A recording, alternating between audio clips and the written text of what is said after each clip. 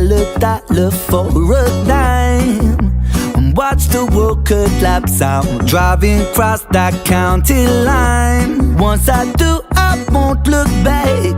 Daylight knocking at my door. Staring to the sun, in times of peace I'll go to war. Instigator. Instigator. Instigator. Steady. Yeah. Instigator. Meds pop, dreadlocked in, you could get got. Light a cig with the dead eye for the headshot. Feds watch, we the sickest puppies in the pet shop. And they ain't fucking with the sick boy in the web drop. Hell nah, we them whack jobs with the mice fours. Strike first, the attack dogs, we ignite wars. Run things from a dark cell, let the psych ward choke them to death with the mic cord. See, I went to battle in Athens, I spilled the blood of Olympus. Stepped through the ashes of castles and torn asunder. My critics, they'll read me on a hieroglyphics with King Tut as my witness. Then turned and murdered them for witnessing like government business. Don't give a fuck about riches, the power, money, you bitches. There ain't a thing I got in common with the one of you bitches. I just want blood on the fucking blade that I stuck in you bitches. And get a workout shovel in the grave I dug for you bitches. Well, sell $1 for a dime. Watch the world collapse out.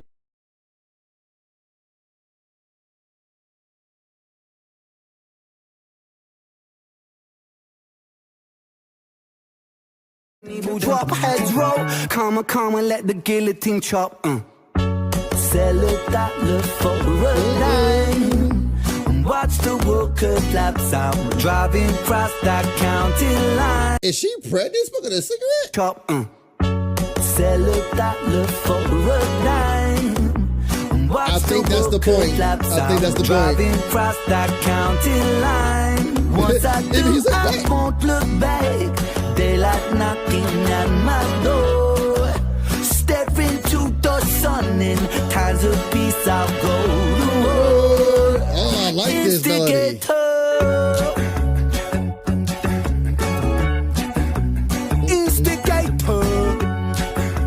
Doom, doom, doom, doom, doom, doom. yeah. Instigator. Meds pop, dreadlocked in, you could get got. Light a cig with the dead eye for the headshot. Feds watch. She's giving birth to a box. Yep, that's a box. It's a baby box. Just notice the clacking.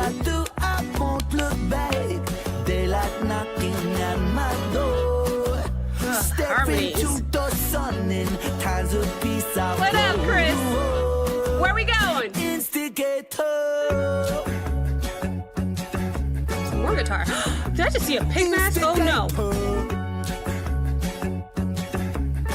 I was moving and grooving, I almost missed it. What up, Chris? Dreadlocked in, you could get got. Light a cig with chills. the dead eye for the headshot. Feds watch, we the sickest puppies in the pet shop. And they ain't fucking with the sick boy in the web drop. Hell nah, we The the little whack puppy jobs bark. with the mice fours. Strike first, the attack The dogs, brass. we ignite wars. Run things from a dark cell, let the psych ward choke them to death with the mic. We're starting in black and white here. Okay. Okay. Dum, dum. Sell $1 for a dime. Watch the world collapse out. With the dead eye for the Headshot. headshot. Feds watch, we the sickest puppies in the the pet shop. And they ain't fucking with the sick boy in the web web drop. drop. Hell nah. Just came to see all of it falling apart, and I watch as it burns. Instigator. Dum, dum, dum, dum, dum. Instigator. Steady with it. Like machete with it, heavy with it, shred and kill it. But wait a minute, I already did it. Webby did it. Welcome to the clinic, I'm a surgeon cutting lyrics and raising spirits in this motherfucker. Step to the rhythm, shovel, treble and bass. This culture is a breeding ground for my mistakes. I pray for a better way to waste my time. Don't wait until tomorrow when I take what's mine. Cold and calculated, that's the instigator. Not intimidated, I'm a force of nature. Fate dictates a place where the penny will drop. Heads roll, come and let the guillotine chop. Sell $1 for a dime. and watch the world collapse. I'm driving across that county line. Once I do, I won't look back.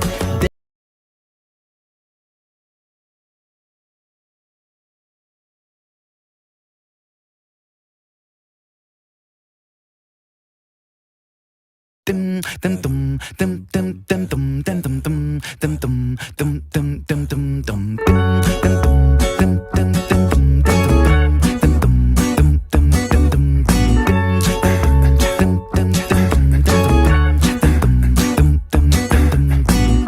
Sell a dollar for a dime and watch the world collapse. I'm driving across that county line. Once I do, I won't look back. Daylight knocking at my door. Staring to the sun in times of peace, I'll go to war. Instigator. Instigator. Instigator. Steady with it, like machete with it, heavy with it, shred and kill it. But wait a minute, I already did it. Webby did it. Welcome to the clinic, I'm a surgeon cutting lyrics and raising spirits in this motherfucker. Step to the rhythm, shovel, treble and bass. This culture is a breeding ground for my mistakes. I pray for a better way to waste my time. Don't wait until tomorrow when I take what's mine. Cold and calculated, that's the instigator. Not intimidated, I'm a force of nature. Fate dictates a place where the penny will drop. Heads roll, calm, let the guillotine chop. Sell a dollar for a dime and watch the world collapse. I'm driving across that county line. Once I do, I won't look back. Daylight knocking at my door. Staring to the sun in times of peace, I'll go to war. Instigator.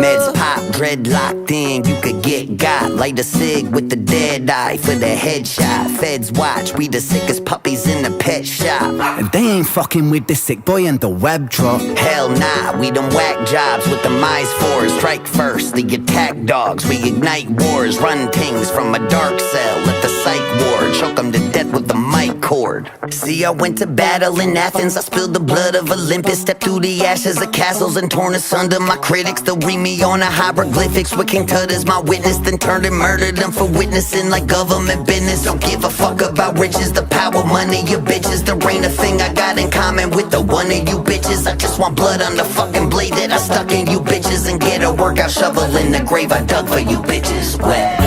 Sell a dollar for a dime and watch the world collapse. I'm driving across that county line. Once I do, I won't look back. Daylight knocking at my door. Staring to the sun in times of peace, I'll go to war. Instigator. Sweet defeat, the sweetest wine. Pick your poison from the vine. Win or losing, I don't mind. I just came to see all of it falling apart, and I watch as it burns. Instigator.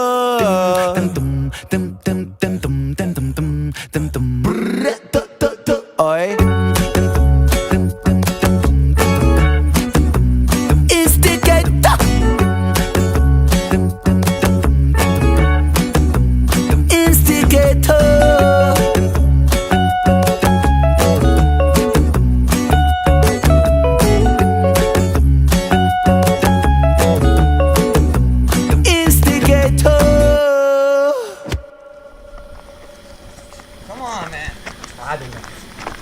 Yeah, right.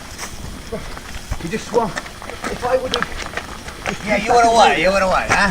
Oh, no. I could see in his eyes he was scared. Yeah. Terrified. Oh, I still got this. All guards report in now. This is not a fucking drill! So everybody gather round. It's the greatest show in town. And when the voices get too loud, just come on down. Welcome to the madhouse.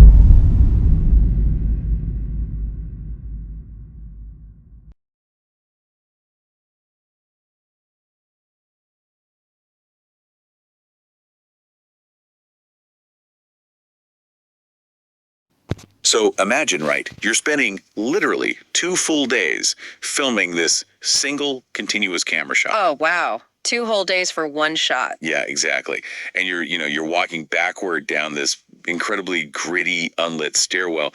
You're dodging kids, kicking soccer balls.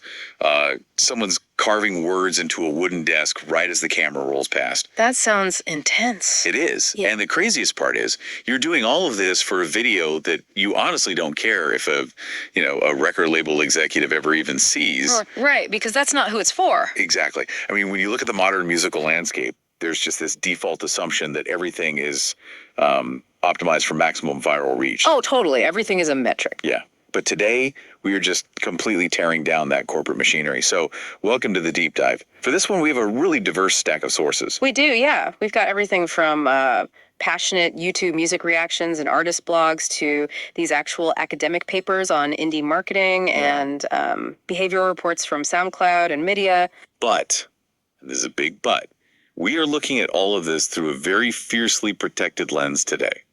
We're just completely ignoring the business suits. I love that, leaving them at the door. Exactly. So for you listening, there will be no talk of marketing budgets, no record label advances, and absolute zero discussion of royalty payouts or the financial realities of the industry. Right, we're stripping all that away. Because in an era of just, absolute information overload where our attention feels commodified every single second, music remains this deeply human anchor. Yes, exactly. And when you remove those industry metrics, we're left with this totally fascinating psychological landscape. Our mission today is to explore that pure, unadulterated love between independent artists, the music they make, and you, the fans who listen to them. Which is just the best topic. I mean, if we want to truly understand that bond, we have to start with the fundamental why. Yeah, the core motivation. Right, like why put yourself through the grueling, super vulnerable process of creating art if your end goal isn't, a stadium tour or some massive endorsement deal? Exactly. Why even do it? Well, one of our sources today, the Opus Science Collective, or OSC, they provide this historical grounding that just completely reframes our timeline of music creation. Oh, I found this part absolutely wild. Right. They point to these archaeological excavations in China where researchers actually found flute-like instruments, but they were carved out of bone. Bone flutes. Yeah. And they date back 9,000 years. 9,000 years? I mean, we usually associate music production with, modern leisure time, right? Not ancient survival. Exactly. Yeah. But the evolutionary implication there is just profound. It really is. It shows that the moment human beings evolved past that most basic nomadic survival, the second we had rudimentary shelter and, a relatively stable food supply, we just started making art. Yeah, it wasn't an afterthought. No, not at all. Artistic expression isn't some modern byproduct of a complex society. It's a primal, foundational part of the human experience. It stems from this internal compulsion to express things that standard language just can't carry. That's a great way to put it. And that drive, it existed millennia before the concept of an industry was ever even conceived. And that exact same engine is what's driving independent artists right now. They create simply because they have to. Yeah, they literally must. So let's look at what that 9,000-year-old primal drive actually looks like in a modern context. Oh, this is the perfect example. Right. We have multiple sources detailing this incredible collaboration between independent artists Ren and Chris Webby on a track called Instigator. Such a good track. And we're analyzing this primarily through the lens of these really dedicated YouTube music reactors. People like Joey Sparks, Tigo Crixie, and VK Music. Yeah, the reactors really caught the vibe on this one. They totally did. Yeah. And what stands out immediately to them isn't the production value, but the rawness of it all. As I mentioned earlier, they filmed this complex black and white one-take video that starts in a room and then just moves down a stairwell. Right. It's definitely not some slick Hollywood set. No, not at all. It is intensely gritty. Their friends are literally just hanging out in the background.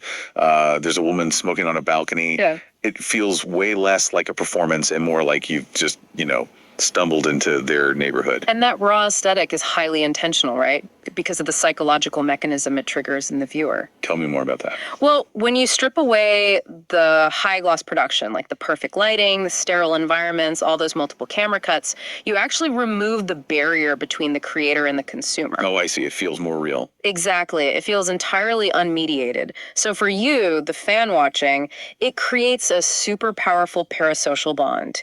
You don't feel like you're being aggressively marketed to. You feel like you've been invited into their physical space. Yeah, and the reactors absolutely pick up on this, palpable lightning in a bottle energy. They do. The sheer undeniable joy of creation just radiates off the screen. I mean, these two artists are seamlessly handing off rapid fire lyrics while literally walking backward down a staircase. It's so impressive.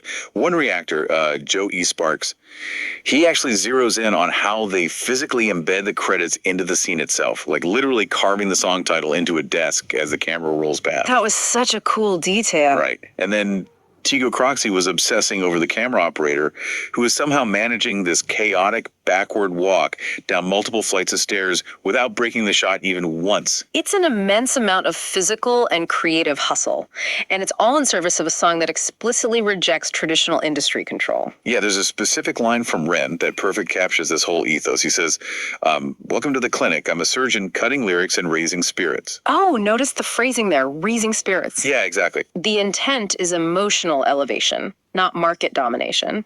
And then Webby follows that up with a verse declaring he has absolutely nothing in common with people who just seek power and influence. They position themselves almost like modern-day musical gladiators, right? Yeah, fiercely guarding their independence so their artistic voice remains completely undiluted.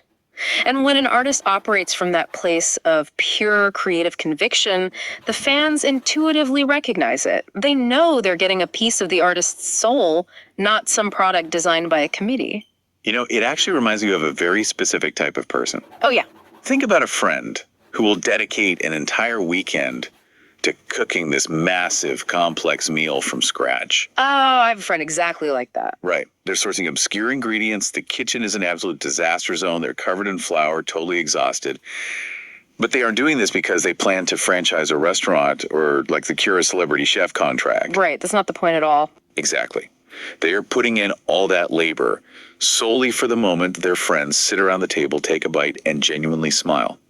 It is an act of service. That is a brilliant analogy. Thanks.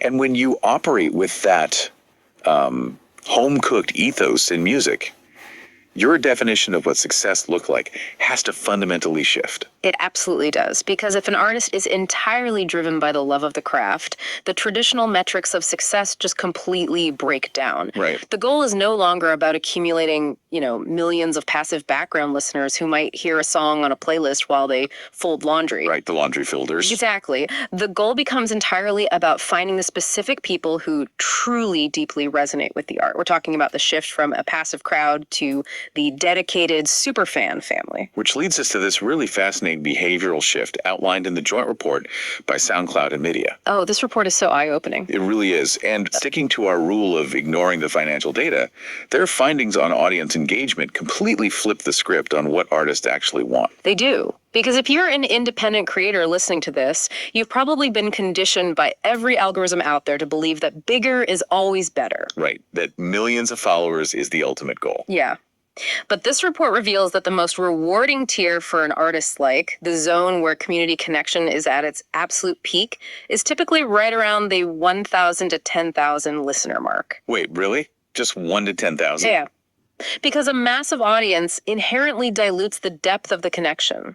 As a fan base swells into the millions, the proportion of hyper-engaged fans shrinks dramatically. Oh, I see. The community just becomes overwhelmed by casual, passive listeners. Exactly. But in that 1,000 to 10,000 range, the density of true engagement is incredible. These are the listeners who are analyzing the lyrics line by line, leaving these detailed, super emotional comments, and actively sharing the art with their inner circle. It's the ultimate triumph of deep qualitative connection over superficial quantitative reach. Beautifully said. And we actually see the profound impact of this intimate connection in our sources covering the Indian independent music scene. Oh, yes. Anup Jain is a perfect example of this. Exactly. Look at an artist like Anup Jain. He built this massive, fiercely loyal following, not through, loud, overproduced stadium anthems, but through a very stripped back acoustic style of storytelling. Yeah, his work is so intimate. It is. The sources note how he takes these deeply personal, highly specific moments from his own life and somehow turns them into universal emotional touch points. Which actually highlights one of the great paradoxes of art, right? How so?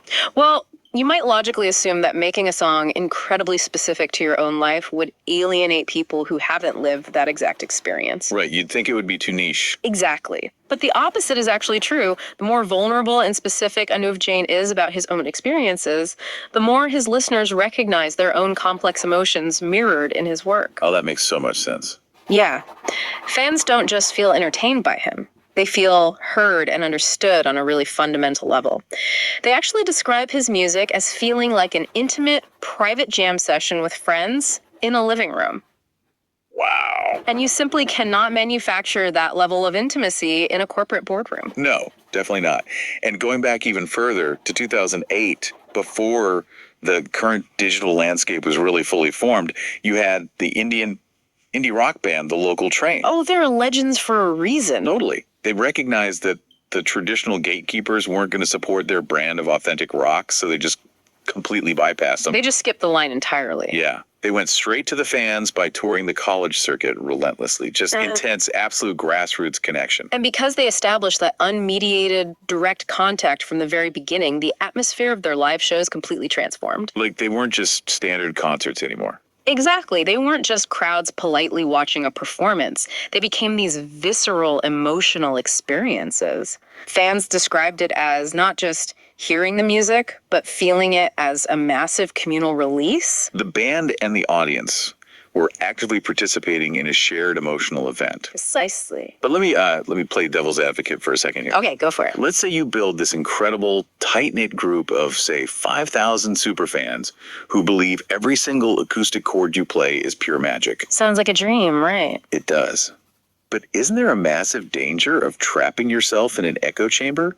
Like, if an artist is only ever playing to people who already unconditionally love their work, how do they find the friction necessary to actually grow and evolve creatively? That is a really great point. Complacency is the enemy of art, and it's a very real trap. But the Opus Science Collective source offers this brilliant psychological framework to counter this, which they call the marginal gains theory. Marginal gains, what does that mean in this context? So the core idea is that an artist shouldn't release music just to receive validation from their superfans. The actual functional purpose of releasing a song into the world is to achieve objectivity. Objectivity. Wait, so the mere act of publishing the track changes how the artist themselves relates to it. Yes, exactly. Think of a painter working on a massive canvas. When you are inches away applying the brushstrokes, you are entirely consumed by the minute details, right? Right. You can't see the big picture. You cannot see the overall composition.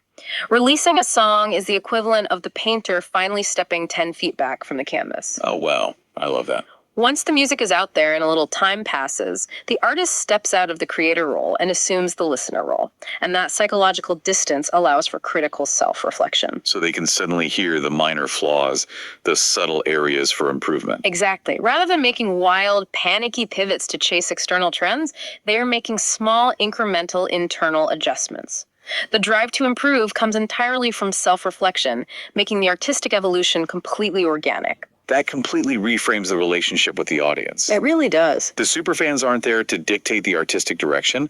They're there to provide a safe, supportive space for the artist to experiment, step back, analyze their marginal gains, and evolve. Yeah, it removes all the anxiety of trying to manufacture a viral hit and replaces it with the calm work of just becoming a slightly better artist every single day. So we've established the primal desire to create art. And we've explored the psychology of finding this dedicated, intimate community. The next question is really operational. Right, the how. Exactly.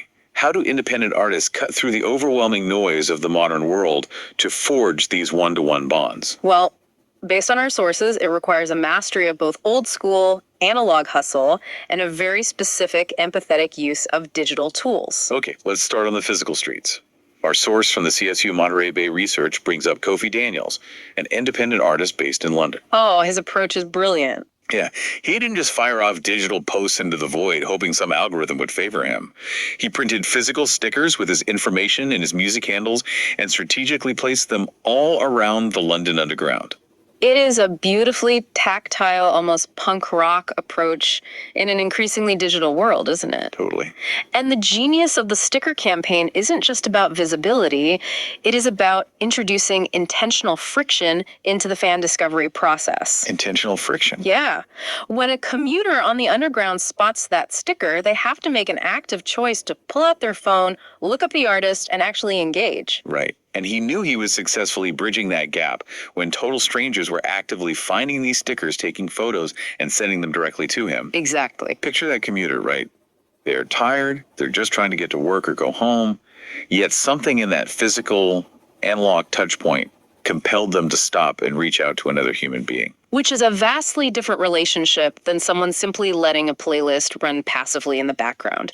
It transforms a passive observer into an active participant in the artist's narrative. Yeah, no, totally. Another great example of this physical connection is the electropop musician Evan Voids. Oh, yes. When he was building his initial presence, he recognized the limitations of pure online discovery.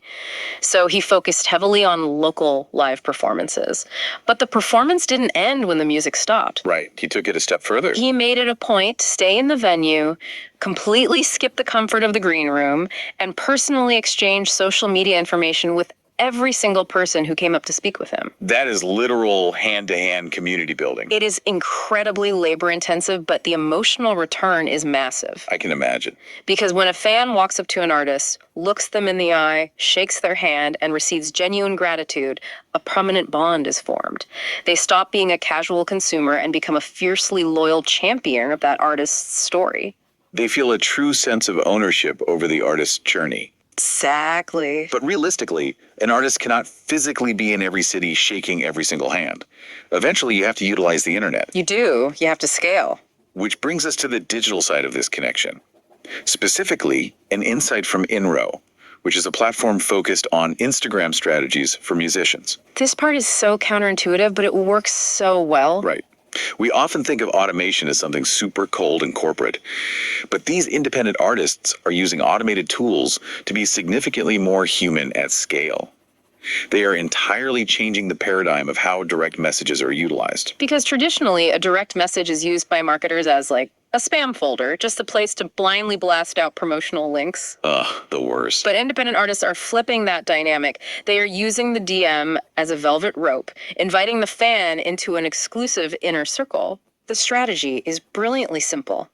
An artist posts a piece of content, and when a fan takes the time to leave a meaningful comment, maybe praising a specific lyric or simply dropping a fire emoji, the artist uses a tool to instantly send them a personalized direct message. And the phrasing of that outreach is absolutely everything. Oh, it makes or breaks the interaction. Right. They aren't saying, go stream my new album. Yeah. The message is usually something really chill, like, glad you're vibing with the track, want early access to my next drop. Yeah. It's casual, it's highly appreciative, and most importantly, it makes the fan feel instantly seen by the creator they admire. And this taps into a very deep vein of fan psychology. Getting a direct message from the artist validates the listener's taste. Totally. It signals to you, the fan, that your engagement actually matters, that you are a valued collaborator in this creative ecosystem, rather than just a number on a digital ledger.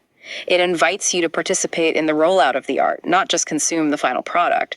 It honestly feels like the digital equivalent of an artist handing you a custom burned mixtape out of the trunk of their car after a really gritty local gig. That is exactly what it feels like. You're taking these high-tech scalable tools and reverse engineering them to recreate a very old school, deeply personal human interaction. Right. The technology isn't building a wall between the stage and the crowd. It's acting as a bridge to make the crowd feel like they're sitting right there in the studio. And when used with genuine empathy, technology allows someone like Anav Jain to scale that feeling of a private living room jam session to thousands of people simultaneously. Yes. It allows Ren and Chris Webby to share their unfiltered, uncompromised artistic energy directly with fans who are absolutely starving for that level of authenticity. Which really brings this entire journey full circle. It really does. We started this deep dive talking about ancient humans carving bone flutes 9,000 years ago, simply because they needed to express something.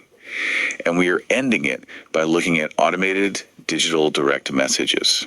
Yeah, the tools and the landscapes have evolved drastically. But the underlying heartbeat of why we make music and why we listen to it remains exactly the same. Independent music, stripped of all the industrial machinery, is just a testament to the primal human desire to take a complex internal feeling, manifest it into sound, and put it out into the world. It's beautiful, really. And the absolute joy of that process is finding just one other person who hears it and says, I understand exactly what you mean. I feel that too.